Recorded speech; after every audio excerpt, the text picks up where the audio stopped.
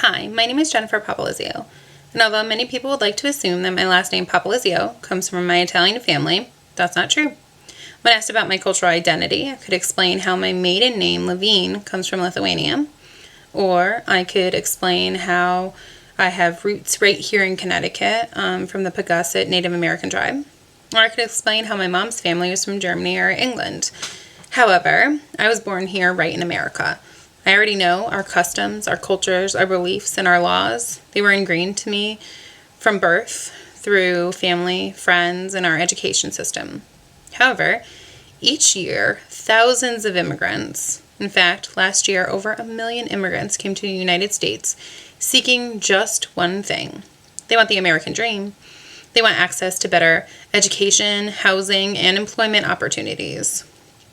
However, when seeking that dream, they have to make a choice between their cultural identity and the assimilation into American customs and beliefs.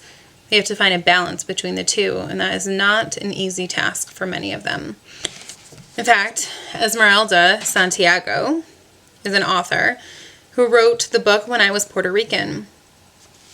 Although she found much success here in the United States, she grew up in Puerto Rico in the 1940s and 50s.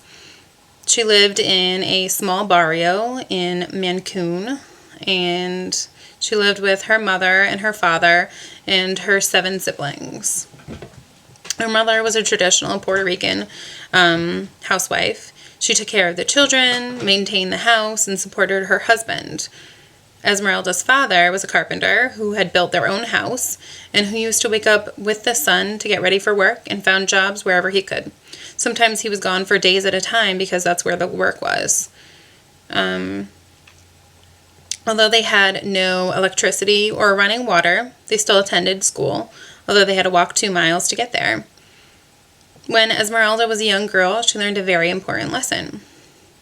Throughout the story, When I Was Puerto Rican, she is not referred to as Esmeralda, but as Negi, a nickname given to her by her mom because of the color of her skin when she was first born.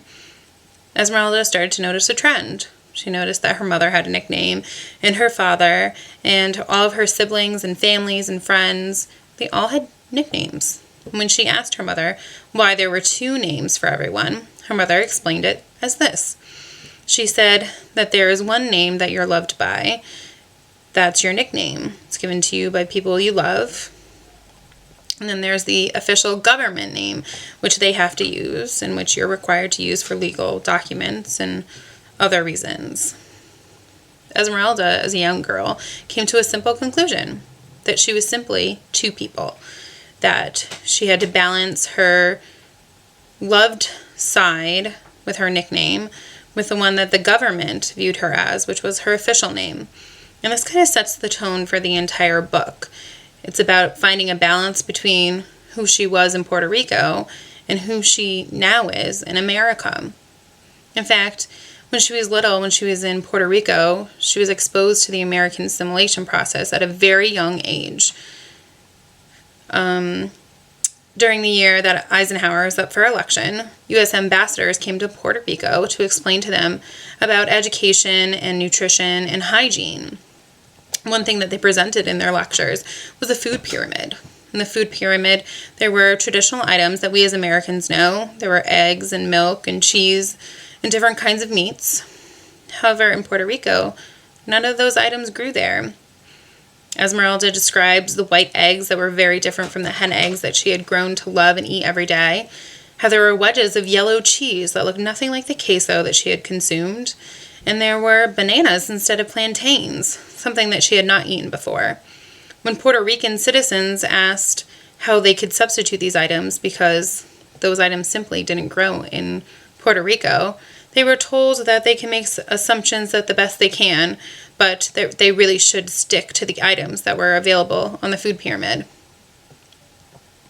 This process introduced Esmeralda to a very different idea, that although she could love her culture and who she was and where she was from, she had to make a choice. She had to make a choice between conforming to Americanized beliefs and still being who she was and maintaining her cultural identity. This whole process showed how segmented assimilation processes are for immigrants in other countries. After that presentation was done and the election was over, the U.S. took away the access to the Americanized foods. They took away the free breakfasts that they offered. They took away the vaccination processes that they had started and their access to American teachers who were teaching them English. Although they were given wonderful opportunities, it was very segmented because it was taken away. They were accepted for who they were, and then they were accepted for conforming to American ways, and then they weren't accepted anymore. They went back to their old ways. And that was a hard balance for Esmeralda and her siblings to understand because she was so young. She didn't understand how much the assimilation process would affect her. But they went on living their lives, and although Puerto Rico experienced some support from the U.S. based on their sugarcane industry, they still struggled with education and access to good medicine, which is one of the reasons why Esmeralda and her family moved to the United States. Her brother Raymond had gotten into an accident where his foot got stuck in a bicycle chain, and along with that, a lot of grease got into the cut, and that led to years of infections and various doctor's visits. And at one point, he was given an option to amputate his leg because there was nothing that Puerto Rican doctors could do for him anymore. Esmeralda's mother refused to accept this and visited her family in New York to see a specialist. This went on for a couple of years, where she visited New York and then came back to Puerto Rico with different news about specialists or about her family who was living there. And eventually it led her to move her entire family to Puerto Rico, from Puerto Rico to America. But when they got to America, although there was opportunity for different education systems and housing and jobs, they still faced a lot of barriers. They faced institutional racism. When Esmeralda first came to America, she was expected to stay back a grade because she spoke broken English. They said everyone who came to America in that particular school district had to go back a grade so they can learn English. Esmeralda fought for herself and said, "Give me 6 months. I can prove to you that I'll speak English and that I can maintain my grades." The school system agreed, but they put her in a special education class. She learned that although she was very smart and that she tried at school, she was still held back by many of the teachers there, and she was still considered less because she was Puerto Rican, because she didn't speak English. And unfortunately, this was a common theme for many Puerto Ricans who had immigrated to the U.S. in the 1940s, when air travel between San Juan and U.S. became much cheaper, more affordable.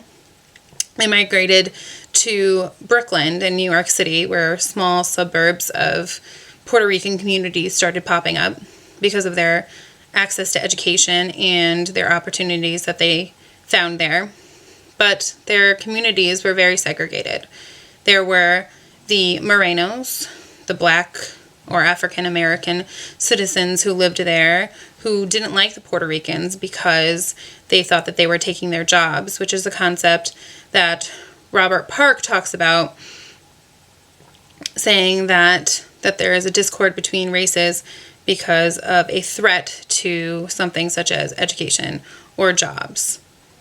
Esmeralda also classified Americanos who were there. The Americanos were the ones who were placed in the higher grades and who often did not associate themselves with any other minorities.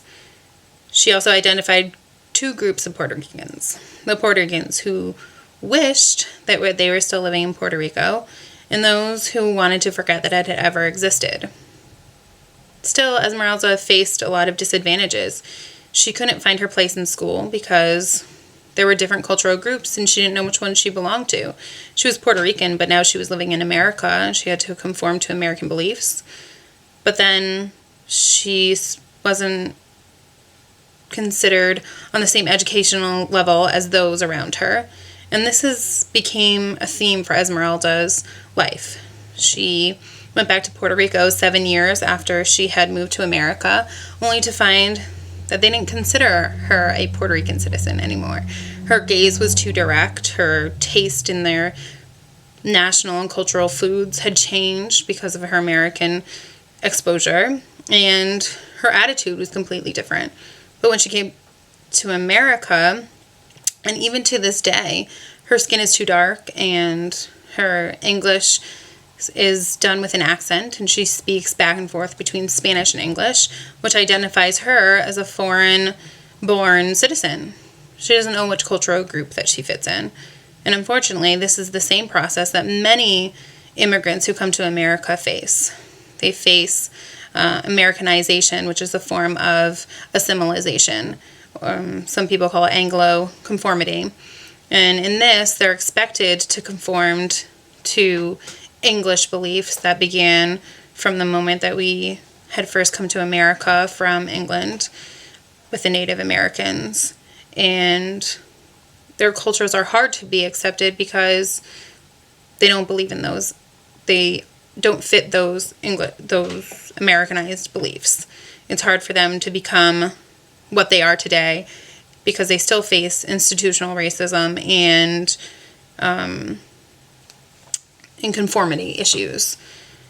Esmeralda was very lucky because she came on to own her own production company, and she's written several successful memoirs, but she's still overwhelmed by the emotions and the feelings that come with being from Puerto Rico. Her stories have led to other stories of similar situations and how hard it is to be both accepted by America because they were welcome to come here. They're legal citizens of the U.S., but also to not be accepted because their education levels are much lower and the way they speak English is much different. And it's hard because they're no longer considered Puerto Rican citizens because they live in America and because American beliefs have influenced them and changed who they are mentally and emotionally. In fact, a lot of citizens in California right now are facing cultural disputes over English-only education. A couple of years ago, there was a law that was passed saying that they were going to offer English-only education to California citizens. However, they have a large population of Spanish-speaking students. With this election year comes more debate over whether they should have dual language learners. But the fact of the matter is that each year, 1 million immigrants come to the United States. 1 million immigrants. Some legally, some illegally, but still, it's 1 million immigrants from all over the world. And still they're expected to conform to American beliefs. They're expected to forget their culture and speak English and establish roots here in America. But they still face racism and discrimination and laws that say that they have to speak English even though they're not being taught how. Esmeralda Santiago's story truly affected me because I never really thought about what it was like to grow up in a different country, to not have access to running water or electricity, and to find myself between two worlds. Is she Puerto Rican? Is she American? Is she caught between the two? And many immigrants every day face this. How do they figure out where they belong? It's hard not knowing where you belong, but still this is a topic that's been up for debate for years and has intensified with this election year. But has the process of assimilation changed from when the English first came over here and expected Native Americans to conform to their beliefs? Or are we still in the same position that we were many years ago? Are we a changed culture even though we accept 1 million immigrants here each year? I'm not sure. Esmeralda Santiago is not sure. But there is one thing that is true. That cultures who come here expect to live the American dream. They want access to better job opportunities and education and health care. But can they achieve that? Can they achieve the American dream if we continue with our assimilation processes like they are today? Can they achieve that dream if we pass laws that require them to only speak English and learn in English and write in English? How can we expect them to learn English if we're not teaching it? How can we expect them to assimilate when we're asking them to forget their culture, forget who they are? Can Americans forget who they are? It's a fine line. Esmeralda Santiago does a nice job of navigating it because of the opportunities that she was given. But still, it's a struggle for her to find where she belongs, for other immigrants to find where they belong.